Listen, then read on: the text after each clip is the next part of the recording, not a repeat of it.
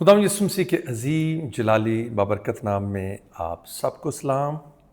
ہم خداوند کا شکر ادا کرتے ہیں اپنے خداوند کی بھلائیوں کے لیے، مہربانیوں کے لیے جو سدا ہمارے ساتھ ہے۔ اور آج خاص کر میں اپنے سارے ان پیارے بہن بھائیوں سے جو بھٹے پہ کام کرتے رہے ہیں یا ابھی بھی کر رہے ہیں، ان کے لیے ایک خوشی کی خبر لایا ہوں اور آپ کو یہ بتانا چاہتا ہوں کہ خداوند آپ سے بہت پیار کرتا ہے، اور خداوند آپ کے ان دکھوں سے، ان مصیبتوں سے، ان مسائل سے واقف ہے۔ اور میں آپ کی زندگی، آپ کے حالات کو بنی اسرائیل کے حالات کے ساتھ جوڑ کے آپ کو بتانا چاہوں گا کہ کس طرح خداوند خدا نے بنی اسرائیل کو مصر کی غلامی سے چھڑایا، نہ صرف چھڑایا بلکہ چھڑانے کے بعد ان کے لیے ایک ایسی جگہ مقرر کی جو اس وقت بہترین جگہ تھی، اور خداوند چھڑا کے ان کو وہاں پر لے کے گیا، اور خداوند نے ہر طور سے، ہر طرح سے ان کو بحال کیا، آباد کیا، اور خداوند آج تک ان کے ساتھ ہے۔ تو وہی خداوند جس نے ان کو ان کی غلامی سے چھڑایا، وہی خداوند آپ کو بھی آپ کے دکھوں کو دیکھتے ہوئے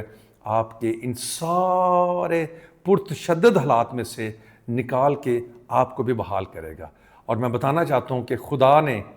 اس وقت ایک شخص کو کھڑا کیا، اور خدا نے 80 سال تک اس لیڈر کو تیار کیا۔ میں بات کر رہا ہوں موسیٰ کی۔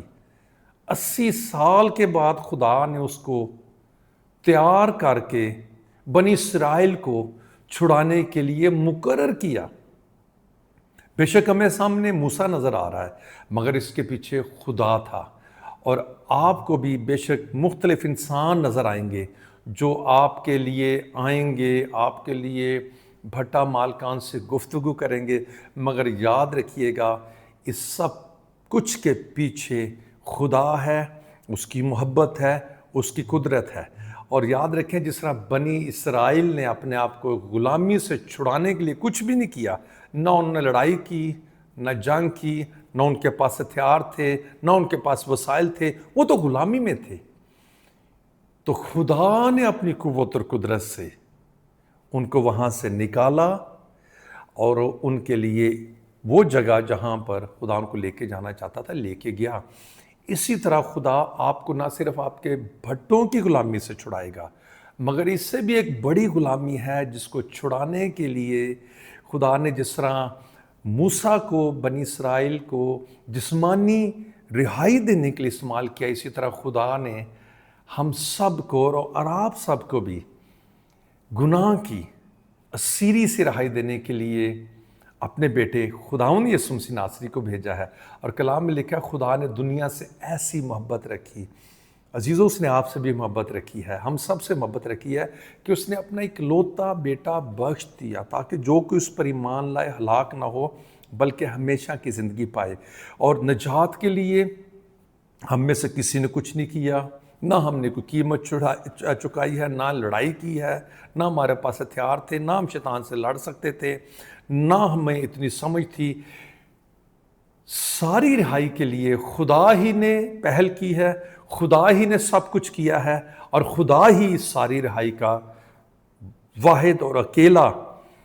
موجد ہے، اور اسی نے سب کچھ کیا۔ جس طرح بنی اسرائیل کو رہائی دینے کے لیے خدا ہی نے سب کچھ کیا، بنی اسرائیل نے کچھ نہیں کیا، اسی طرح مجھے، آپ کو، ہم سب کو گناہ کی غلامی سے نکالنے کے لیے خدا نے اپنا بیٹا دیا ہے۔ تو جہاں آپ بھٹوں سے نکل رہے ہیں، وہ جسمانی رہائی ہے، وہ بھی ضروری ہے، اس کے پیچھے بھی خدا ہے، اور خدا کو اس سے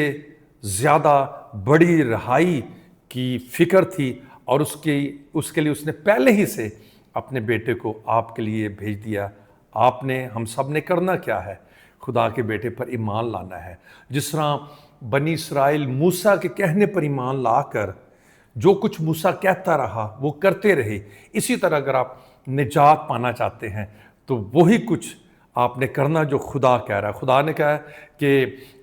جو میرے بیٹے پر ایمان لائے گا وہ ہلاک نہ ہو بلکہ ہمیشہ کی زندگی پائے گا۔ اور کلام میں یہ بھی لکھا ہے کہ جتنوں نے اس کو قبول کیا اس نے خدا کے فرزند بننے کا حق بخش دیا۔ تو یاد رکھیے گا، جب ہم خدا کے دیے گئے منصوبے کو جو یسوع مسیح کی صورت میں اس نے ظاہر کیا ہے اس کو قبول کرتے ہیں، تو ہم بھی یسوع مسیح کے وسیلے سے خدا کے بیٹے اور بیٹیاں بن جاتے ہیں۔ اور یہ بہت بڑا شرف ہے، یہ بہت بڑا اعزاز ہے کہ ہم آسمانی باپ کے بیٹے اور بیٹیاں بن جاتے ہیں۔ میں آپ کو دعوت دیتا ہوں کہ آپ یسوع مسیح کو قبول کریں، اپنی زندگی یسوع مسیح کو دیں، اور یہ جیسے ہی کہیں گے کہ یسوع میں تیرے کفارے کو، تیرے صلیب کے پیغام کو، تیری ذات کو میں قبول کرتا ہوں،